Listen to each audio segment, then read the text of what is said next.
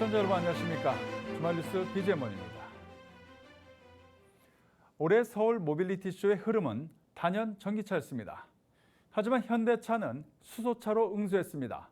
완전 변경된 넥소인데 5분 충전에 700km를 달릴 수 있습니다. 전기차와 수소차의 현대차 투트랙은 유효하다는 메시지를 던졌습니다. 김홍모 기자입니다. 사라졌던 수소차 논의가 다시 무대 위로 올라왔습니다. 친환경차의 격전지로 불리는 서울 모빌리티쇼에서 각 완성차 기업들은 앞다퉈 새로운 전기차 모델을 내세웠지만 현대차는 다르게 움직였습니다. 무대 한가운데 세운 건 전기차가 아닌 완전히 새로워진 수소차. 현대차가 7년 만에 선보인 신형 넥소는 외관부터 파워트레인까지 이름만 빼고 전부 바뀌었습니다. 전면부는 한층 날렵해지고 길게 뻗은 LED 조명이 미래지향적 분위기를 더합니다. 수소 연료 전지 시스템은 효율을 높이고 무게는 낮췄습니다. 배터리 용량도 기존보다 키워 출력 성능을 높였습니다. The all-new Nexo showcases the limitless possibilities of hydrogen energy. It is our latest hydrogen fuel cell passenger car, and as you will see, the design is stunning. 이번 신형 넥소는 실험용 수소차라는 기존 인식을 벗어나 상용화를 위한 기술과 전략을 갖췄다는 게 현대차의 설명입니다. 개선된 연료전지 시스템과 강화된 배터리 성능으로 5분 충전으로 700km 이상 주행을 목표로 하며 운행 중 미세먼지를 정화하고 물 이외에는 어떠한 불순물도 배출하지는 않습니다. 전국 212개의 충전 인프라와 연계한 루트 플래너를 통해서 최적의 이동 경로까지 추천합니다. 현대차는 수소차의 기술 고도화는 물론 실제 운행 환경까지 고려한 인프라 전략도 함께 내놨습니다. 충전소 부족이라는 현실적 한계를 경로 기반 충전 시스템으로 보완하고 수소트럭과 수소 발전까지 연결되는 통합 솔루션도 추진 중입니다. 디올뉴 넥소를 시작으로 수소 생태계를 다시 구축하겠다는 포석. 현대차는 수소차가 현실적 대안이 될 수 있다는 가능성을 다시 시장에 제시하고 있습니다. 팍스 경제TV 김홍모입니다. 값싼 전기차로 한국 시장에 들어왔던 비아디가 이번엔 프리미엄 브랜드 차량을 가지고 왔습니다. 4개의 전기 모터로 각 바퀴를 개별적으로 구동해 제자리 회전이 가능한 양산차입니다. 현대차에 대한 정면 도전입니다. 김홍모 기자입니다.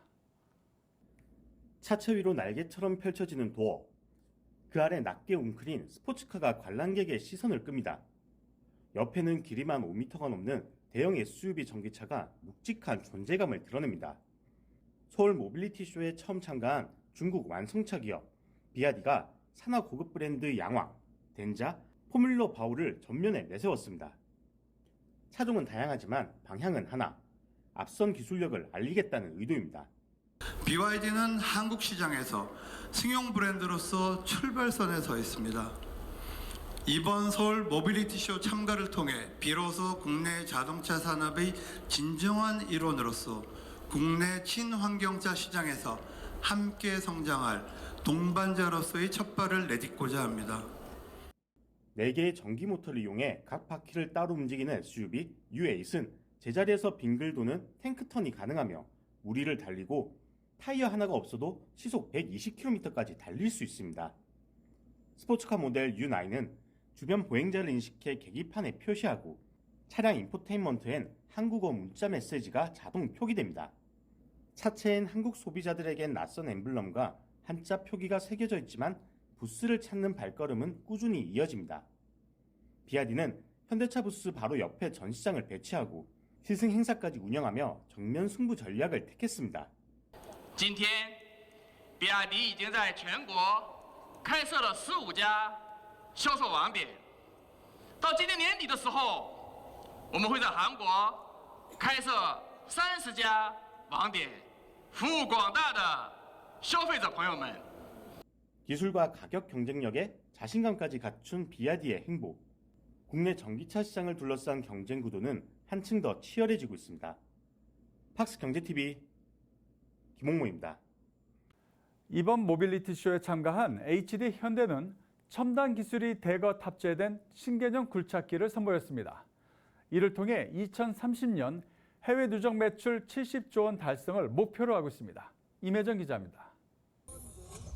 검은 천이 거치며 모습이 드러낸 차세대 신모델 굴착기. HD 현대건설기계와 HD 현대인프라코어가 3년 만에 연구개발 끝에 탄생한 스마트 굴착기입니다.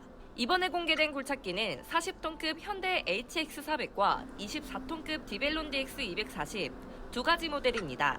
HD 현대건설기계부는 지금 공개된 4세대 신모델과 함께 올해부터 2030년까지 해외 누적 수출 45만 대, 해외 누적 매출 70조 원을 달성할 계획입니다. HD현대는 플래그십 장비인 4세대 신모델을 필두로 국가대표 건설기계 브랜드 현대와 디벨론을 글로벌 톱티어 메이커로 성장시킬 것입니다. 양사는 이번 신제품이 그룹의 육상 비전을 실현하는 출발점이 될 것이라며 자신감이 내비쳤습니다. 4세대 신모델은 건설기계에서 가장 중요한 유압 동력계 전체를 전자화하고 신기술 탑재가 용이하고 정밀한 제어가 가능해졌습니다. 또한 풀 전자식 전환을 통해 자율에 대한 연구 개발을 보다 본격화할 수 있게 됐습니다. 굴착기 조종석에는 12.8인치 디스플레이와 주변을 360도 보여주는 어라운드 뷰 방식 모니터링 시스템이 탑재됐습니다. 사람이 가까이 다가오면 경고 아이콘과 경고음이 울리는 스마트 세이프티 기능도 함께 적용됐습니다. 굴착기 이종은 유럽에서도 공개됩니다. 다음 주부터 유럽 독일에서 2025년 바우마 전시회가 있습니다. 거기에도 저희가 차세대 제품들을 각각 출품을 하였고요. 유럽에서도 공식적인 런칭 행사를 진행을 할 예정입니다. HD 현대건설기계와 HD 현대인프라코어는 중대형 장비를 앞세워 북미와 유럽 시장 점유율을 현재 5%에서 2030년까지 7%로 끌어올린다는 계획입니다. 중국 시장에선 대형 굴착기를 중심으로 활로를 찾겠다는 전략입니다. 시장 자체는 작년, 올해, 내년 되면 조금 더 개선이 되지 않을까. 올해부터 사실은 조금 나오고 있는데 저희들은 대형, 초대형 쪽에 좀 더 집중적으로 대응을 하려고 합니다. 그럴 것 같으면 시장이 조금 원자재 값이나 이런 게 조금 변화가 생기면 저희가 조금 더 이렇게 적극적으로 공략을 하는데 용이하지 않을까 이렇게 판단하고 있습니다. HD 현대건설기계와 HD 현대인프라코어는 다음 달 국내 출시를 시작으로 유럽과 미국 시장에 순차적으로 신모델을 선보이며 글로벌 시장 공략에 속도를 낼 계획입니다. 팍스경제TV 임혜정입니다. 오리엔탈 전공이 해외 선박 크레인 사업을 확대합니다. 먼저 중국 시장부터 공략합니다. 배서홍 기자입니다. 선박용 크레인 전문 기업인 오리엔탈 전공이 LNG 운반선과 같은 친환경 선박 발주 증가에 힘입어 4년 연속 매출 성장을 이뤄냈습니다. 특히 지난해에는 매출 2,073억 원, 영업이익 248억 원을 기록하며 매출과 영업이익이 크게 늘었습니다. 당초 목표 매출 1,850억 원보다 약 223억 원이나 초과한 겁니다. 이로써 오리엔탈 전공은 2021년부터 4년 연속 매출과 영업이익 성장을 이어가고 있습니다. 그만큼 회사가 안정적으로 성장하고 있다는 방증입니다. 오리엔탈 전공은 삼성중공업을 최대 고객사로 국내 조선 3사의 선박용 크레인과 데크 하우스를 납품 중입니다. 최근 열린 주주총회에서 박세철 회장은 중국과 국내 조선사들 간 수주 경쟁이 치열한 상황에서 중장기적 매출 성장이 녹록지 않은 상황이라고 전했습니다. 그런 만큼 올해는 조선업황 전망과 수주 잔고를 감안해 매출 목표를 2천억 원으로 설정한다고 말했습니다.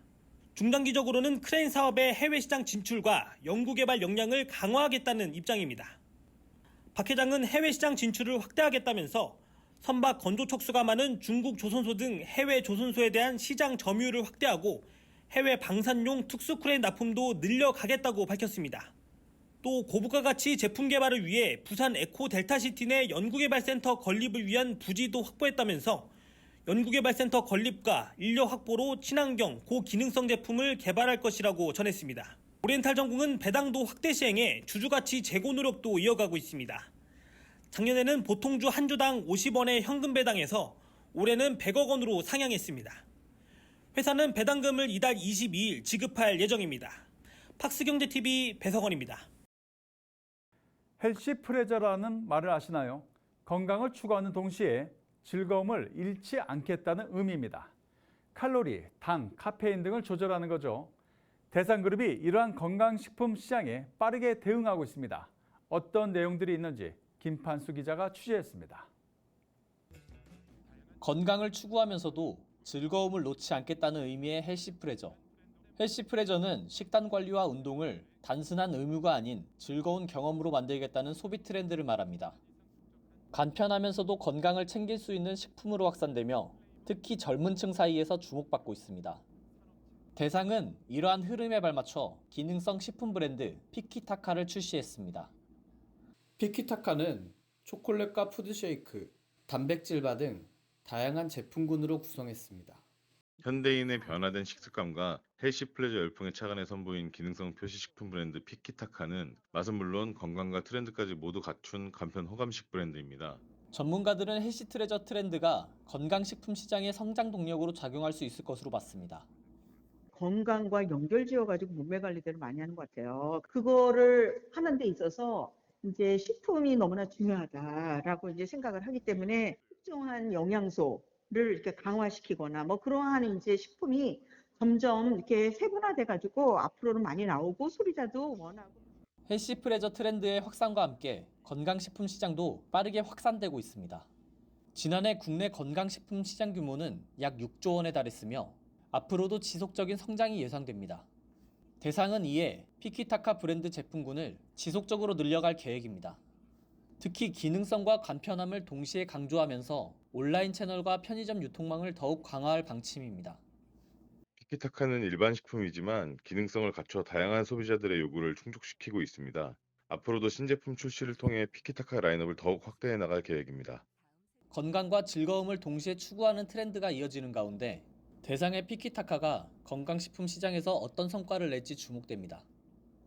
팍스경제TV 김판수입니다.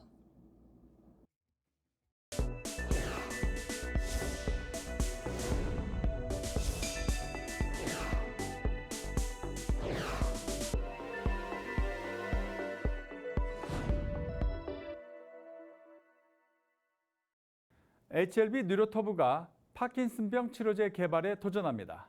이 치료제는 하루 이내에 증상이 호전되는 것을 목표로 하고 있습니다. 김효성 기자가 김대수 대표를 만나 개발 전략을 들어봤습니다. 비즈 초대석입니다. 뉴로토브는 카이스트 학내 창업기업으로 지난해 9월 HLB에 편입됐습니다. 파킨슨병 등 난치성 뇌질환 치료제 개발을 주력으로 하고 있는데 특히 새로운 개념의 파킨슨병 유전자 치료제 NT3를 개발하고 있습니다. 회사는 임상 서류를 갖춰 2027년 본임상 진입을 목표하고 있습니다. 주요 경쟁력 들어봤습니다. 네, 저희 회사 HLB 뉴로토브는 2021년에 교원 창업 기업으로 시작했습니다. 카이스트에 제가 교수로 있을 때 근긴장 이상증 치료제, 그다음에 파킨슨병 치료제를 연구를 했는데 그게 논문으로 발표되고 가시적인 성과가 있게 되어서 그것을 이제 환자에게 적용해야 되겠다는 생각으로 회사를 창업을 하게 되었습니다. 그래서 저희가 개발하고 있는 NT3라는 약물은 도파민 사멸도 억제를 하면서 증상도 치료하는 그런 약물이에요. 도파민에서 에너지를 생산하는 기관이 미토콘드리아에 이상이 생기게 되면은 칼슘이 증가를 하는데 그리고 또 파킨슨의 원인 물질이라고 하죠. 알파시뉴클레인이라는 물질이 들어가게 되면 세포가 또 죽게 되는데 그때도 또 칼슘이 증가를 해요. 그게 바로 그 도파민 세포에 존재하는 그 T타입 칼슘 채널인데 그 유전자 이름이 CAV3.1입니다. 그래서 저희가 개발한 이 그 NT3라는 약물은 유전자 치료제인데 CAV3.1 유전자의 양을 감소시켜주는 약물이에요. 이 CAV3.1을 타겟으로 하는 약물은 이 운동신경회로에서 이상한 그 병리학적인 운동 신호를 감소시켜가지고 증상을 일단 없애주고요. 두 번째로는 도파민 신경에서 칼슘 증가를 막아서 세포가 더 이상 죽는 거를 막아주는 거예요. 그래서 그거를 원숭이에 실험을 해봤더니 그 원숭이가 이틀 만에 파킨슨이 치료가 된 거예요. 말기 파킨슨을 모방한 원숭이였었는데 그 원숭이가 증상도 회복되고 굉장히 활발하게 움직이는 모습이었어요. 그래서 그런 사실을 볼 때 저희 이론이 맞았구나. 그래서 이 약이 개발된다 그러면 파킨슨 환자가 이 약을 이 유전자 치료제를 맞고 나서는 거의 일주일 이내에 증상을 회복되고 이게 장기적으로는 파킨슨병의 원인인 도파민 사멸이 억제될 거라고 생각하고 있습니다. 2년 안에 전임상 그 연구를 끝내고 2027년이죠. 2027년에 그 임상 승인 신청을 할 예정입니다. 저희는 핵심 파이프라인이 2개가 있는데요. 근긴장 이상증 타겟으로 MT1 약물입니다. 이건 모든 전임상이 끝나서 올해 임상 승인을 신청할 예정입니다. 그래서 지금 마지막 데이터 정리를 하고 있고요. 그렇게 되면 저희 회사가 창업 이래 첫 번째 그 임상에 진입하는 약물이 되겠죠. 예, 그래서 그걸 기대를 많이 하고 있고요. 2트랙으로 파킨슨 질환하고 그 다음에 그 희귀질환, 전신 발작을 일으키는 희귀질환 그 환자를 위한 연구자 임상 그거를 개발을 하고 있습니다.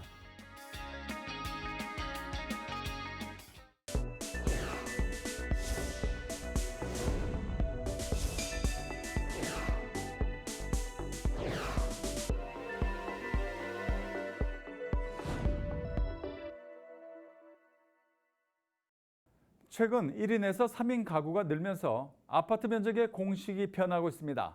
소형 평형보다 조금 크거나 중형 평형보다는 작은 전용 19평, 22평 등이 요즘 분양시장에서 인기입니다. 전현석 기자가 김포 분양 현장을 다녀왔습니다. 견본주택 아니 집을 보러 온 사람들로 북적입니다. 720세대를 분양하는 이 아파트는 전용 면적 75제곱미터가 전체 세대수의 약 73%를 차지합니다. 아파트는 전용 면적에 따라 소형은 59제곱미터, 중형은 84제곱미터 이상으로 구분하는데 그 사이 평형으로 만든 겁니다. 이른바 틈새 평형으로 불리는데 소비자들의 다양한 욕구를 충족시키기 위한 건설사들의 전략입니다. 기존 지역 주민들의 니즈를 파악한 결과 5호 타입에 대한 수요보다는 6호 타입에 대한 좀 더 큰 평형대에 대한 수요가 많았기 때문에 수요에 맞춰서 틈새 평형으로 제한하게 되었습니다. 전용 65제곱미터, 평수로 환산하면 27평입니다. 전용 59제곱미터보다 2평수 넓지만 체감하는 크기는 다릅니다. 포베이 판상형 구조 설계를 적용했고 복도 팬트리와 널찍한 드레스룸까지 수납 활용들을 극대화했기 때문입니다. 통합형 침실을 통해 아이들의 생활 공간을 마련한 점도 눈에 띕니다. 여기에 세대 창고까지 제공해 부피가 큰 짐을 집 안에 놓지 않아도 된다는 장점이 있습니다. 주방이나 드레스룸이나 그런 부분들이 약간 포인트로 좀 약간 부각이 더 돼가지고 여성분들이나 아이들 키우는 신혼부부 입장에서는 분양가는 5억 원에서 6억 원대에 형성돼 있습니다.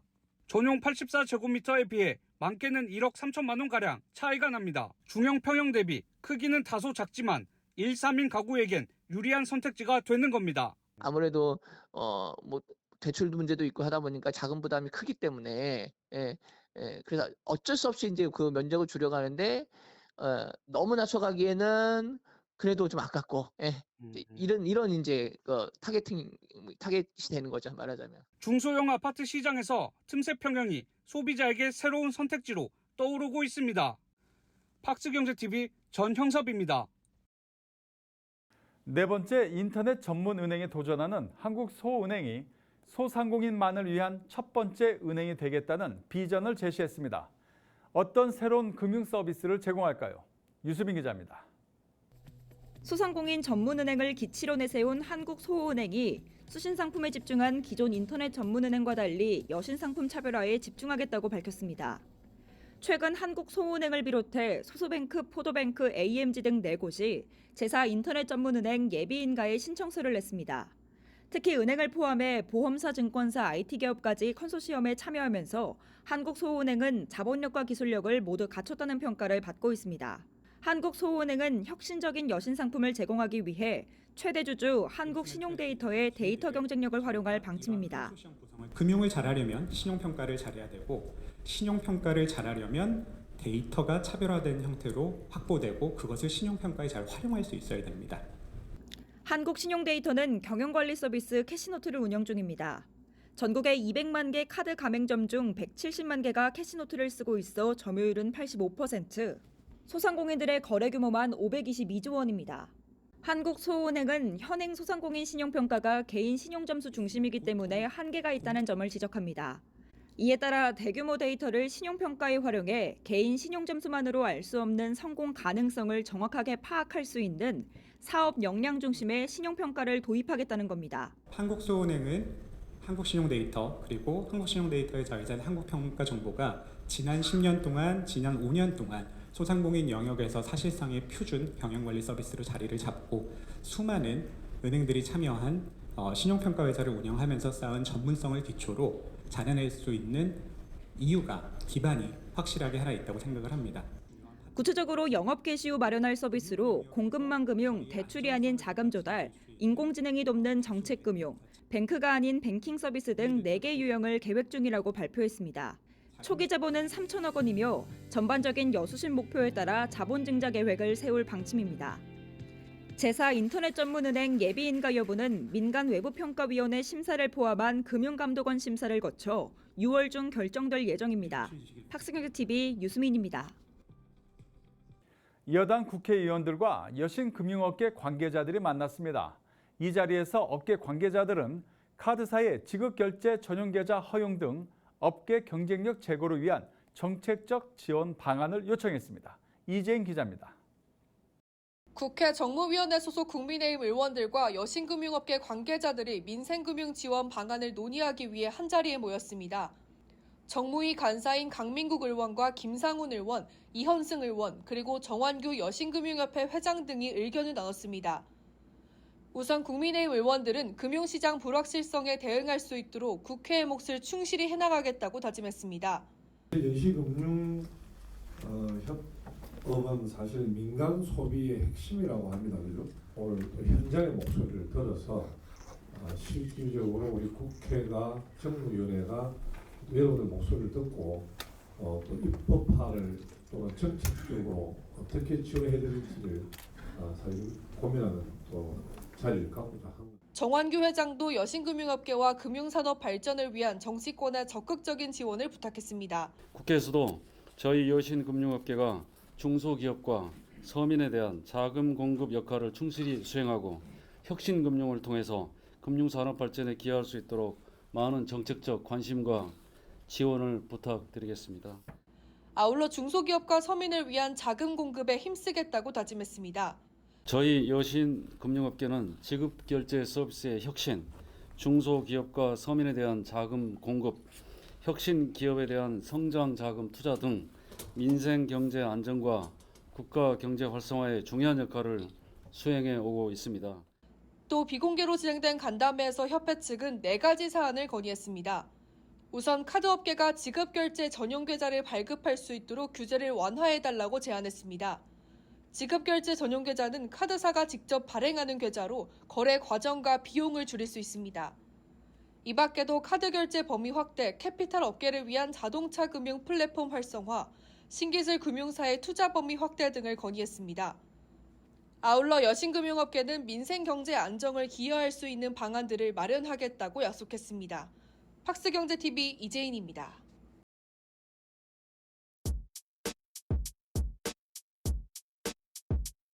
전기차 인스터는 비디오 게임에서 받은 영감을 통해 보수적인 걸 타파하고 나만의 차를 만들고자 하는 욕구, 달리고자 하는 욕구, 즐기고자 하는 욕구를 자극하는 호르몬인 인스터로이드라는 새로운 이름으로 재해석되었습니다. 외관은 한 번에 봐도 게임에서 방금 튀어나온 듯한 와이드한 바디, 커다랗게 튀어나온 오일, 거대한 스포일러 등으로 이루어진 아주 강한 디자인입니다.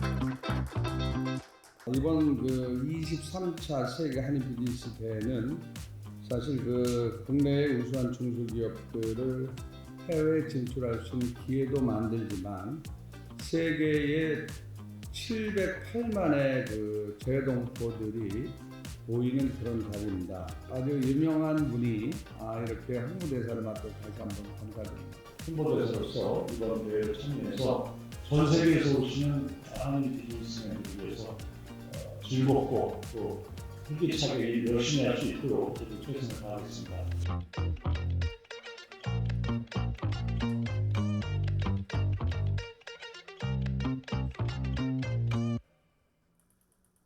미국의 관세 전쟁이 전 세계뿐 아니라 우리나라에도 쓰나미를 몰고 오고 있습니다. 주식시장도 난리가 아니죠. 거대한 파고가 오고 있습니다. 오늘 이 이야기를 하는 건 아닙니다. 자, 그런 사이 조용히 우리나라를 파고드는 것이 있습니다. 무엇일까요? 중국 대기업들의 우리나라 진입입니다. 중국 최대 IT 게임 기업 텐센트.